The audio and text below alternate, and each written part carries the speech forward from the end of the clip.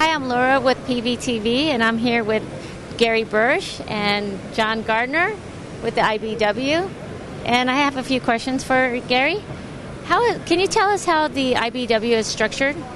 Sure. The IBW is comprised of local unions that exist in areas throughout the United States and Canada. We have approximately 900 local unions, and within those areas we have classifications of people that perform electrical work, whether it's electricians, linemen, utility, etc. He's got it right. It's U.S., Canada, and U.S. territories, like Canal Zone and Puerto Rico. How many training centers do you have? At this point, we have 289 training centers. Okay, great. How is the IBW training their members to prepare them in the PV industry? Well, within our training centers, we have our labor management partnerships have designed training programs that are training the electricians, the apprentices, and the helpers how to install the new products in the emerging solar, wind, and other technology markets. So we have training programs that focus on putting the product in place. So they'll be prepared to go out on the job, yes, get the job done. Correct. So once they've taken that training, they're ready to go to work. When the contractor gets a job to install a system somewhere, they have the trained people to be able to go out and put that in place in a productive, cost-efficient manner. What do you see in the future for the IBW and with the PV in the PV industry?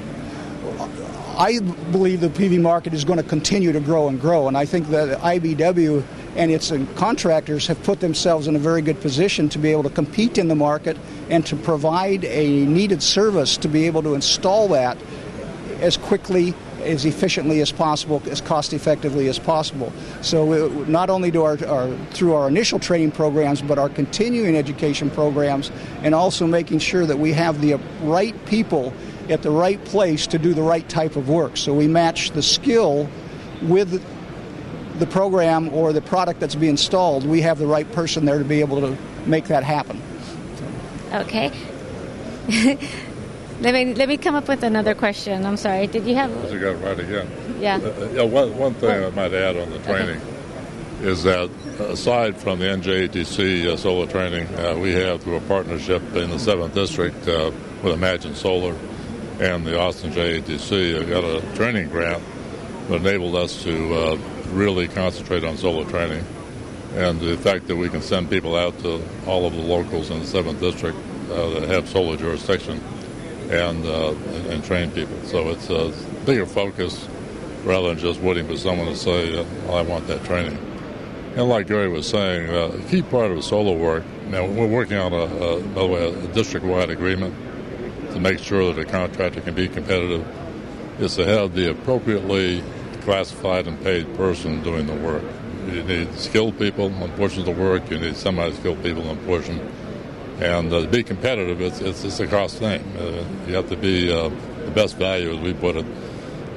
Cost has to be the best value as far as the installation. So the training's for the apprentices and journeymen?